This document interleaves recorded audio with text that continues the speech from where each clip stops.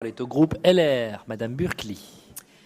Merci beaucoup, Monsieur le Président. À la région Île-de-France, avec Valérie Pécresse, avec notre majorité régionale, le soutien à la candidature de la France à l'organisation de l'exposition universelle entre avril et octobre 2025 est franc, il est solide et il est sans ambiguïté. Je veux d'ailleurs souligner l'engagement de mon collègue Laurent Lafont pour porter en notre nom ce projet absolument majeur pour le développement de notre territoire et au-delà pour notre pays. C'est un enjeu de fierté considérable pour les Franciliens et la mobilisation des citoyens sur ce sujet est réelle et est importante. C'est un événement exceptionnel pour l'Île-de-France dans son ensemble et pour le rayonnement de la France qui mêle à la fois le partage international de l'innovation et la promotion des coopérations économiques. C'est aussi une formidable opportunité pour notre région en termes de retombées économiques, de création d'emplois, mais aussi de rayonnement touristique et culturel.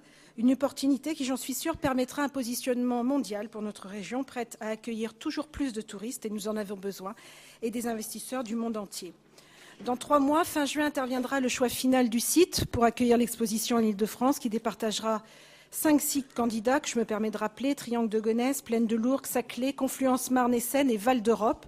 La région est pleinement mobilisée pour cette candidature, pour mettre en valeur la richesse exceptionnelle des sites de l'Île-de-France. Et je veux souligner le travail remarquable des ateliers territoires, notamment organisés avec la contribution active de l'IAU Île-de-France, qui ont permis d'aider tous les sites candidats à améliorer leur projet de candidature. Cette candidature présente de nombreux avantages qu'il nous faut toujours plus mettre en avant et valoriser, comme l'accessibilité, qui est un atout considérable pour notre candidature avec nos transports collectifs, et le nouveau réseau de métro express de 200 km qui permettra dès 2024 une amélioration de la desserte du Grand Paris. Au même moment sera mise en service une liaison directe entre l'aéroport Roissy-Charles de Gaulle et la gare de l'Est, au centre de la capitale, au centre de Paris, et c'est une excellente chose. L'exposition universelle doit être aussi l'occasion d'accélérer les grands projets structurants prévus dans le cadre de la révolution des transports, initiée par le Conseil régional et le STIF. Un atout également, celui de la mobilisation des Franciliens pour ce projet, j'en parlais en préambule, pour un projet qui est porté depuis 2010 avec énergie, avec panache par Jean-Christophe Fromentin en qualité de président de Paris Exposition 2025.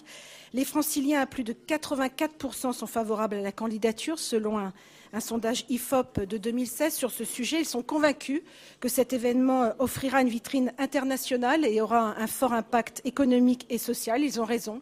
Ces enjeux économiques et sociaux sont majeurs pour la région et particulièrement stratégiques à l'heure où nous traversons de réelles difficultés pour attirer les visiteurs, les touristes qui ont déserté notre capitale, notre région, notre pays à la suite des drames que nous avons connus ces 2 dernières années.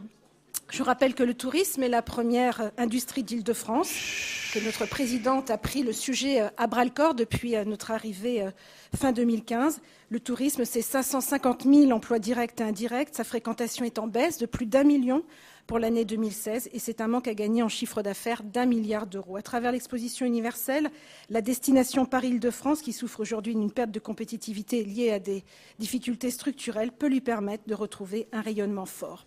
D'après les premières études publiées, l'exposition universelle générerait en effet 160 000 emplois pérennes et plus de 50 millions de visiteurs et des retombées économiques de 23 milliards d'euros. Cet événement exceptionnel permettra alors un enjeu pour l'hôtellerie et le développement du parc hôtelier, permettra de créer de l'emploi non délocalisable, mais aussi d'accroître les revenus des collectivités aujourd'hui mises à mal et ponctionnées de toutes parts. Au regard du projet ambitieux que représente l'exposition universelle et les retombées économiques pour la France, tous les acteurs, presque tous, se mobilisent et je m'en réjouis, presque tous, parce que je suis quand même obligée de déplorer le comportement incohérent de la maire de Paris, ses tergiversations ces derniers mois, ses changements de pied, voire son réquisitoire devant le Conseil de Paris en juillet dernier, en juillet 2016, contre ce projet qui malheureusement n'avait d'autre but que de fragiliser cette candidature qui valorise notre capitale pourtant, mais c'est vrai, pour Madame Hidalgo, dépasse le périphérique parisien pour rayonner sur l'ensemble du territoire francilien. Et c'est peut-être pour ça que ça déplaît tant à Madame Hidalgo. Mais quand même, vous le rappeliez, cher Laurent Lafont, l'État, la Ville de Paris, la métropole du Grand Paris font partie de la gouvernance du projet.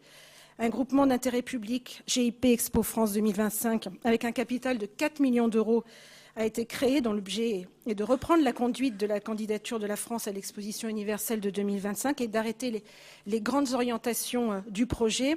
Sur ces 4 millions, vous rappeliez l'engagement qui est réel, l'engagement financier de la région avec plus de 400 000 euros mobilisables sur 2017 et sur 2018. C'est l'affirmation d'un vrai engagement et nous ne pouvons que nous en réjouir. Alors mes chers collègues, cette candidature singulière ne doit pas se construire à partir des codes et des réflexes du passé, issus de la révolution industrielle, Monsieur le Président. Elle doit au contraire préfigurer l'avenir et entraîner la France dans une nouvelle ère de progrès, de rayonnement et d'audace. L'exposition cède la place à l'expérience. Le modèle est à la fois entrepreneurial et durable. La culture, l'artisanat, je conclus, Monsieur le Président, et l'innovation s'enchevêtrent pour donner à tous les hommes de nouvelles perspectives de développement avec une ambition. Faire vivre aux visiteurs étrangers franciliens une expérience